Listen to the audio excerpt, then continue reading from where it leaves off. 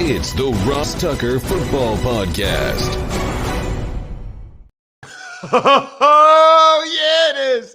But it's not just any Ross Tucker Football Podcast. It is a Wisdom Wednesday presented by DraftKings, and we've got Greg Cosell, the professor from NFL Films University, in session to be able to talk not only about James Bradberry, who's now a free agent, but we're going to go through the different teams' drafts because I know you want to hear what Greg has to say about your team's draft picks, probably other teams in your division, maybe all the teams in the NFL.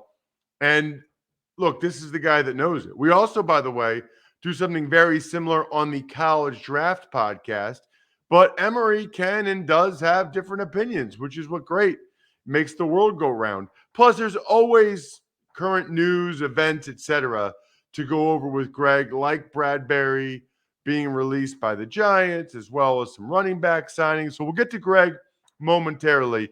I should let you know, not only on the Fantasy Feast today will we go over Joe Dolan's rookie tight end rankings and his thoughts on A.J. Brown and some of these other moves, but on Friday's Ross Tucker Football Podcast, it'll be a little bit later Friday morning than we normally do.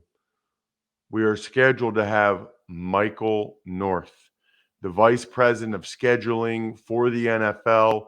The schedule will be released tomorrow night, Thursday night, and then Friday morning, we'll go over through all the different machinations with Mike North, which we love to do. We'll also announce the Spread the Word winner. Remember, this week it's TikTok. At Ross Tucker NFL on TikTok. I need you guys. If you're on TikTok, follow me at Ross Tucker NFL. Sponsor confirmation email winner as well. A lot of people sending me UFOs, which I love. And then the YouTube shout out, youtube.com/Ross Tucker NFL, which is always awesome. It's Big Show time. The Big Show. All right, Greg, we're going to kick it off with a bang. Greg, of course, at Greg Cosell on social media, 40-plus years at NFL Films, which is amazing. At Greg Cosell is the way to make sure you always know what Greg is up to. But before we get to the NFC East, Greg, I did want to start just by asking about a guy that just became available, James Bradberry. I don't know. It feels like 2 years ago he signed a huge contract with the Giants. Feels like that happens all the time, by the way. A guy signs a huge deal. 2 years later, we're talking about them being a free agent again, which is the case with Bradberry. You know, I see it in Philly. I see it other places. Everybody, of course, thinks their team should sign James Bradberry. What is he? What you know, we know he was a big name free agent, big money guy a couple years ago. What do you think Bradberry is right now? He's still fairly young, Ross. I think he's under 30. You know, he played for the Giants, who the last couple of years, they played a lot of zone coverage. They did not play a high percentage of man-to-man relative to the rest of the NFL. They played a lot of cover three, which does have man elements to it. But, you know, I think he'd probably be seen, not that he can't line up and play man. And the Giants did use him at times as a matchup corner. But I think he'd probably be seen more as a true zone corner for teams that are likely to play a higher percentage of zone coverage concepts than straight man coverage concepts. Got it. That makes sense. It seems like the Giants kind of wanted to keep him, but financially they decided he wasn't a high enough priority. I'm a little bit confused on that one because I don't really love their other corners, but you know, this is one of the things that happens, Greg. By the way, this is a whole different conversation. This is one of the real issues if you're changing coaches, changing GMs. You know, the new guy comes in, he wants to do his thing. You end up getting rid of guys that you just gave a lot of money to. You have dead cap money. It sort of becomes a cycle, Greg. Yeah. Well, the other thing too is that I believe Wink Martindale is their new D coordinator, and he plays a lot of man and likes to pressure. And look, I don't know the reason that Bradbury is not there anymore. I'm sure the cap and money has a lot to do with it, but I can only speak from the football perspective. The only other two signings that stood out to me at all were the Dolphins got another running back, adding Sony Michel when they'd already gotten Mostert and Chase Edmonds. I mean, the Dolphins are compiling running backs. And then the Ravens signed Mike Davis, which seems like a really good place to go if you're a running back, by the way. Any thoughts on either one of those guys or those signings, Greg? Well, let's talk about Mike Davis in Baltimore for a second, Ross, because I think Baltimore is essentially, I think, telling you that they need to be a running football team to be successful. Last year, they struggled running the ball, and obviously Lamar Jackson did not play the last 5 or 6 games due to injury, but we know they drafted 2 tight ends this year in the 4th round. They signed Mike Davis. They drafted Tyler Beatty from Missouri in the 6th round, a back whose tape I liked. Not a feature back, not a foundation back, but a very good multi-dimensional back. And they'll get J.K. Dobbins back this year. They still have Gus Edwards. I think they're telling you, I don't think we have to interpret this, Ross. I think they're telling you that they really need their offense to be a running offense and for everything to work off that. Well, and not only that, Greg, I mean, trading Hollywood Brown, and it sounds like he wanted out, but that sort of reinforces that too. I mean, he wanted to play in a different offense. You know, he wanted the ball more, which is fine. But I don't know. I feel like you try to make it work if you really thought you're going to be throwing the ball a lot if you're the Ravens. But that's never what they've wanted to do, really, since they've had a guy like that, Lamar Jackson, a quarterback. Let's get into some of these drafts, Greg, because I want to get into it. We'll start in the NFC East. We're going to go through every team, not every pick, but just some of the more notable ones. Dallas Cowboys. You know, their first few picks, Greg, Tyler Smith, the tackle from Tulsa in the 1st round. Sam Williams, the edge from Ole Miss, except NFL.com is calling him D. Williams now. And then Jalen Tolbert in the 3rd round, the wide receiver from South Alabama. Well, let's focus on 2 guys, Tyler Smith and Sam Williams. Tyler Smith played left tackle at Tulsa, and he had all kinds of issues in pass protection. He needs to be reworked in pass protection, but he's very nasty. He's very competitive. I thought watching his tape that it would make sense for him to spend a year or 2 inside at left guard before he would play left tackle in the National Football League. He's gifted enough physically and athletically to play on the outside, but he's not ready to do that. So obviously they still have Tyron Smith, who's of course battled injuries. God, Tyron Smith's now going into his 9th or 10th year. But I would expect that Tyler Smith would line up at left guard for the Cowboys. Sam Williams is a fascinating player. There were a lot of issues with him off the field. I was told this by a number of scouts. But when you watch his tape, he is a really, really talented player. He's the only player that I watched, and I didn't watch every single snap of Charles Cross, the left tackle from Mississippi State. But Sam Williams was the only player that I saw that really gave Cross a lot of problems. He's an extremely talented edge player, extremely talented edge pass rusher, which I guess leads me to believe that they're going to keep Micah Parsons at linebacker. Yeah, I think they like having Parsons rush from different places. I agree. And the offense having to worry about him and not knowing where he's coming from. I would agree with that. The I would thought agree. process. Such a good edge rusher, though, isn't he? Oh, he's really good. I have mixed emotions about that because a lot of times they'll rush him from like the inside and there's just too much. There's too many bodies a lot of times. And I'm not sure that that's utilizing him best, but I understand the logic and the thought process of not wanting the team to know where he's coming from. I would agree. They'll probably try to have some other schemes cooked up this year. Out of the rest of their picks, Greg, Jalen Tolbert, wide receiver, South Alabama. Jake Ferguson, tight end, Wisconsin. Well, let's go the tackle, North Dakota. Deron Bland, corner, Fresno State. Damone Clark, linebacker, LSU. Ridgeway, the D tackle, Arkansas. Anybody else jump out to you? Well, Ridgeway is a really interesting prospect. He's a run defender, but a really good one out of Arkansas. Played 1 year at Arkansas after transferring, I forget from where. But he's one of those grinders, Ross. He's an inside run defender, very good at that. Tolbert has a real opportunity here. Tolbert is long, athletic, smooth, fluid. Right now, they have Lamb, they have Gallup coming off an injury, and that third wide receiver is kind of open. They signed James Washington from Pittsburgh, who never really emerged with the Steelers. So that third wide receiver spot when they go 11 personnel is kind of up for grabs.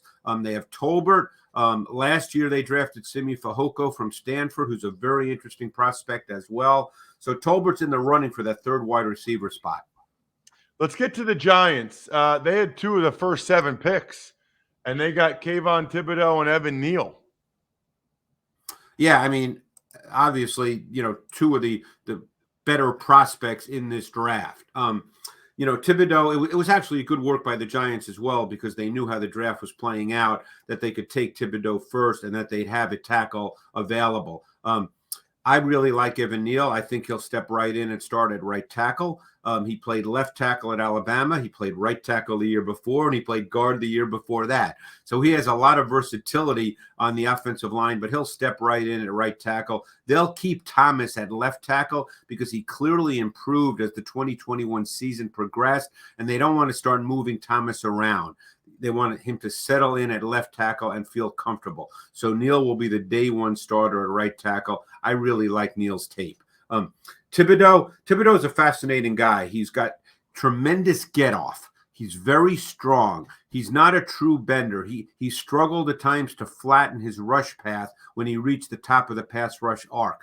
But he's another guy you can move around, and that's become part and parcel of a lot of these defenses now. And I think with a defensive coordinator like Wink Martindale, we know what he did in Baltimore. People move around a lot.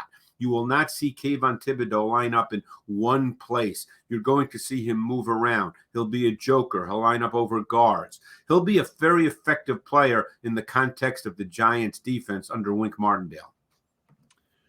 Some of the other picks, their second and third round picks. Second round, they with the pick 11, 43rd overall, they took Wan'Dale Robinson, the wide receiver from Kentucky. Yeah. Then in round 3, Joshua Ezeudu, the guard from North Carolina. Cordell Flott, the corner from LSU. What do you think of especially Wan'Dale Robinson, Greg?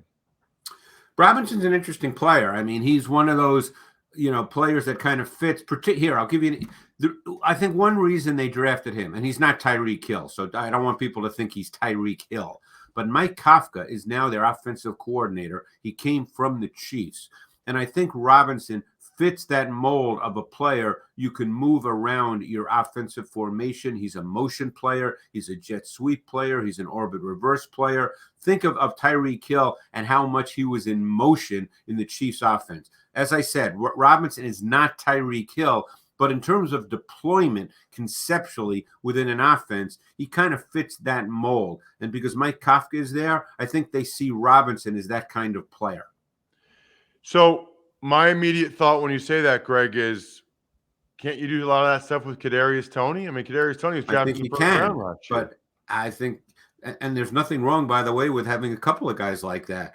Theoretically, they did the same thing in Kansas City with McCall Hardman. So there's nothing wrong with having 2 players like that. You're trying to create issues for the defense.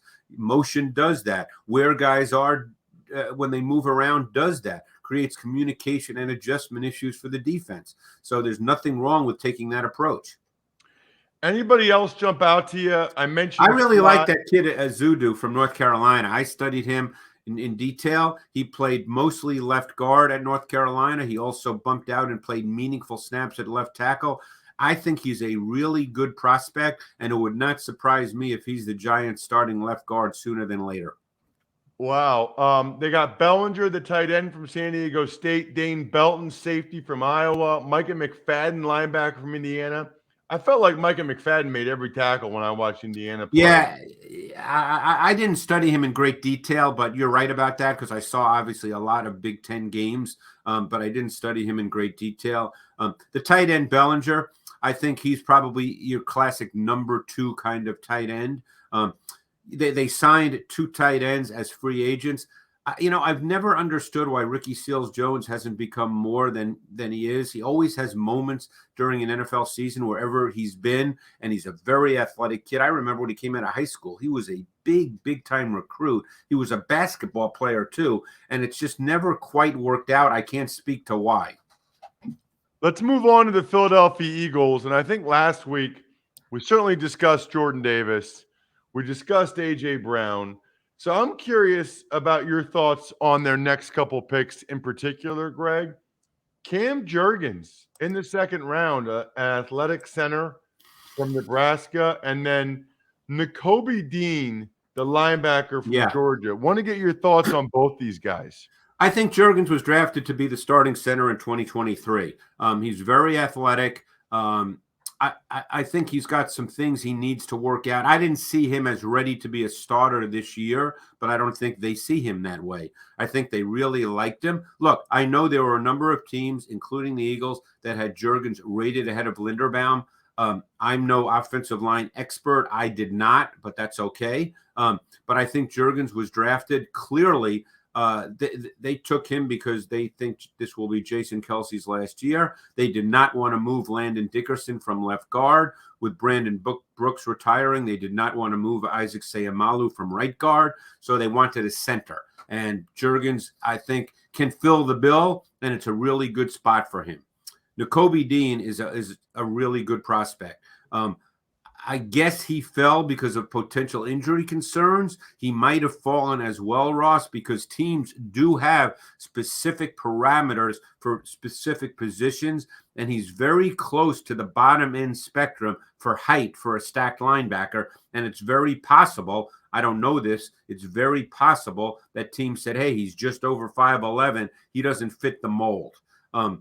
But Nakobe Dean is a really good player. He's got tremendous short area quickness in the box. He's an outstanding blitzer. I'm very curious to see if Jonathan Gannon features him that way, the defensive coordinator for the Eagles, because Kirby Smart is one of the coaches in college football that blitzes a lot and whose concepts are very NFL-based. You don't see that a ton in college football, as you know, doing college football games. But Nakobe Dean is an outstanding blitzer. Any thoughts on Kyron Johnson or Grant Calcaterra in the 6th round? Calcaterra is an intriguing guy because people might remember him a couple of years ago at Oklahoma. He looked like the next great tight end as a receiver, and then he retired for a year. I guess he had some concussion issues, and then came back this year, and he's still a really good receiver. He's athletic. He can attack all 3 levels of the defense. He can run the vertical seams. He can run crossers. He's to me, has a chance to get some meaningful snaps in 12 personnel packages with Dallas Goedert. Wow, okay. Last but not least, let's get to the Washington Commanders. I know we talked about Jahan Dotson last week, comparing and contrasting him with Chris Olave, which got a bunch of attention. The next 2 guys, boy, Washington drafts a lot of Alabama guys. Yeah. Next 2 guys, Fedarian Mathis, the D tackle from Alabama, and Brian Robinson, the running back from Alabama. Yeah, Mathis is just one of those interior D linemen. I don't know what the salary and the situation is and the contract situation is with Payne and Allen. It's very possible that maybe one of those guys is going to be gone. I don't know the answer to that. I can just tell you, Greg, Allen signed an extension.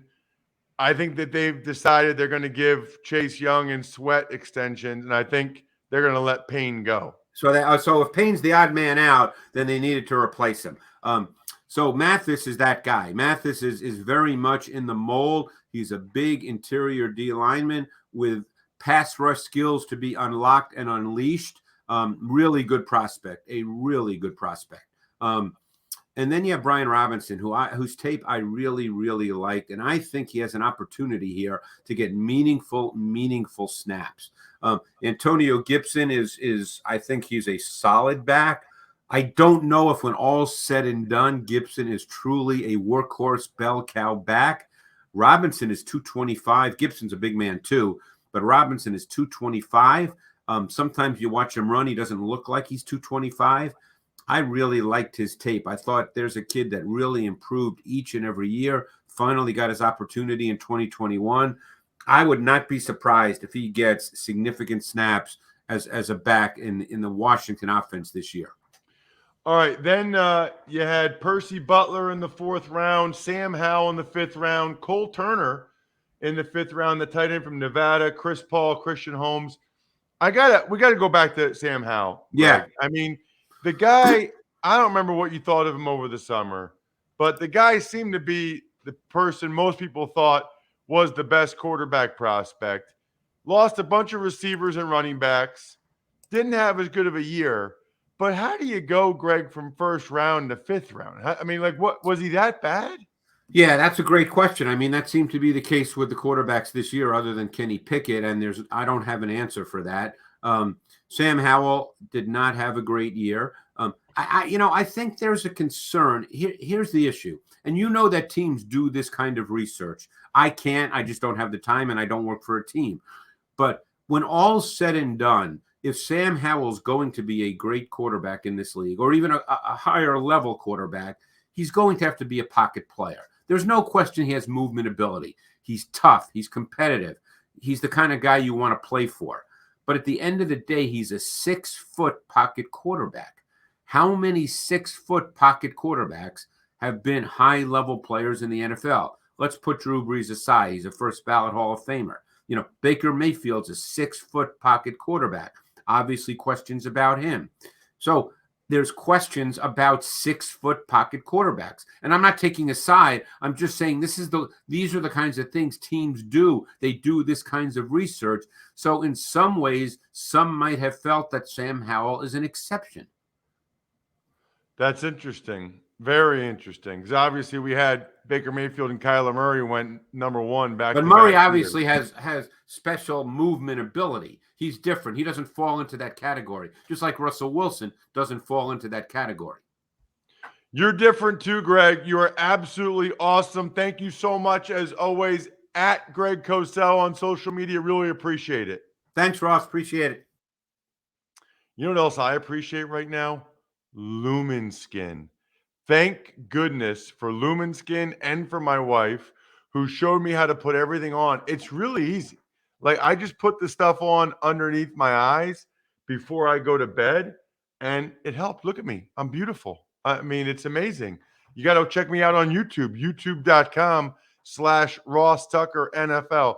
The thing is why not? Like, why not take the 30 seconds that it takes to rub the products on your face real quick, especially for me being on TV. It's been awesome. I have them right next to my sink, to the right of my sink, right there. And I just put them on. I brush my teeth. I put on my Rogaine, top of my head, and then I do my Lumen Skin. It's that easy. Level up your skincare game with Lumen Skin today. Go to lumenskin.com/Ross to get your free trial of Lumen's products. That's perfect right there, by the way. Free trial of their products. That's LUMIN skin.com/Ross to get your free trial of Lumen's products. lumenskin.com/Ross. Tuck's Takes.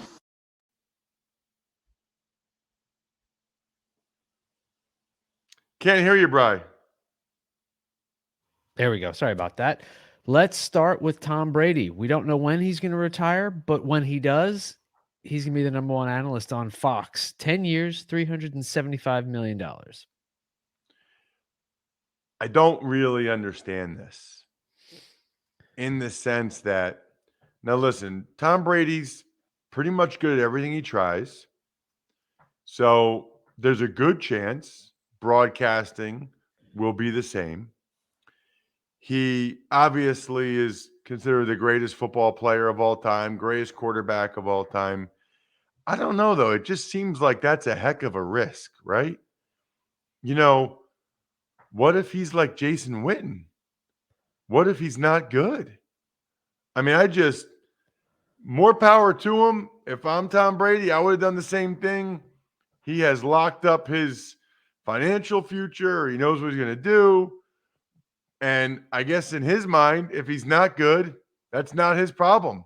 That's Fox's problem now.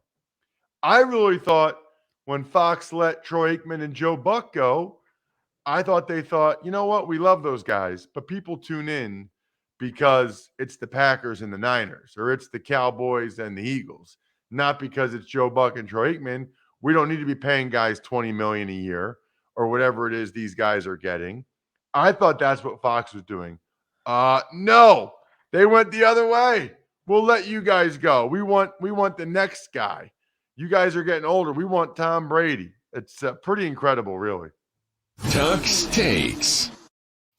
Full schedule is going to be released tomorrow evening, but some of the games have already come out. Monday Night Football doubleheader for, week 2? Tennessee, Buffalo at 7:15, and then Minnesota, Philadelphia at 8:30 among some of these games announced already. Right. So the first one is on ESPN. The second one is on ABC. I'm not a fan of this. I don't like this. I guess they realize if they start the second game at 10 o'clock or 10:30, a lot of people, it's usually a West Coast game, and a lot of people can't hang around for this. But I'm not thrilled. The two teams I probably follow the closest are the Eagles and the Bills. The Eagles because I work for them, the preseason games, the pregame show, and then the Buffalo Bills because it was my favorite team of the 5 I played for. So I guess I personally, Bri, I'm not a big fan that I have to watch, that those two games will be going on at the same time for an hour and a half at least, maybe 2 hours. I'm not sure I quite understand that. I think Albert Breer wrote about that. I didn't get a chance to read it yet. I know why they're doing it. They want a doubleheader, but they don't want it to be late at night, and people like to watch the end of games. You can watch the end of both. I don't know, though. I'm not a big fan, clearly. Tuck's Takes. As you and Greg already mentioned, Giants cutting James Bradbury saves them $10 million from the salary cap. Right. And, he can kind of take his time now to see where else he wants to go. But there are teams that still have holes at number 2 corner. And he's still a very solid starting corner in the NFL. So I imagine he's got a pretty good market to get a 1-year deal, maybe reset his market. And it doesn't count against compensatory picks, which people like. I mean, listen. You can't find starting corners on LinkedIn Jobs, but you can find pretty much everybody else. Because if you create a free job post in minutes on LinkedIn Jobs, you reach your network and beyond to the world's largest professional network of over 810 million people. Then you add your job and the purple hashtag hiring frame to your LinkedIn profile to spread the word that you're hiring. So your network can help you find the right people to hire. Simple tools like screening questions make it easy to focus on candidates with just the right skills. It's why small businesses like ours rate LinkedIn Jobs number 1 in delivering quality hires versus leading competitors. LinkedIn Jobs helps you find the candidates you want to talk to faster. Did you know every week nearly 40 million job seekers visit LinkedIn? Post your job for free at linkedin.com/Ross. That's linkedin.com/Ross to post your job for free. Terms and conditions apply. Tuck's Takes. And one final note, running backs from new teams, Dolphins signing Sony Michel, Ravens signing Mike Davis. I also saw, by the way, the Texans are like loading up on DNs. Jerry Hughes and Mario Addison from the Bills, Rasheem Green as well. So the Texans, I don't know how I missed the Rasheem Green. I don't know if we ever talked about that. But they just signed a couple of Bills, reportedly, Jerry Hughes and Mario Addison, that we hadn't talked about before. So they are loading up on the ends in Houston. And then as for the running backs, that's a crowded running back room now in Miami. I guess they didn't feel like they had a banger, right? Mostert, not a banger. Myles Gaskin, not a banger. Chase Edmonds, not a banger. I think Michelle is sort of the closer, maybe short yardage goal line back for them. Gaskin looks like he's like on his way out, by the way. We'll talk to Joe Dolan about that on the Fantasy Feast. And then Mike Davis is a perfect running back for the Ravens. Just a downhill, charging, son of a gun. Kind of reminds me of Gus Edwards in a way. Really like that fit for him. Really like our patrons that we give our shout outs to are I think we're done here members of patreon.com/RT Media, like Pizza Boy Brewing, Sporticulture, HumanHeadNYC.com, SteakhouseSports.com, Go-Bengals.com, Evergreen Economics. If you want to hear about the AFC East picks, listen to Emory on the College Draft Podcast. That was awesome. Greg Bedard joins us. And then if you want to hear about horse racing or Steve Fezzik's tips for how to bet NFL when the schedule comes out tomorrow night, Even Money Podcast. Joe will be on today's Fantasy Feast. And then really looking forward to diving into the schedule with Michael North from the NFL Friday morning. Great week here on the Ross Tucker Football Podcast Network. Follow me on TikTok so you can win this week. I think we're done here. Thanks for listening to the Ross Tucker Football Podcast. Make sure to also subscribe to the Fantasy Feast, Even Money, Business of Sports, and College Draft. All available at Apple Podcasts, rosstucker.com, or wherever podcasts can be found.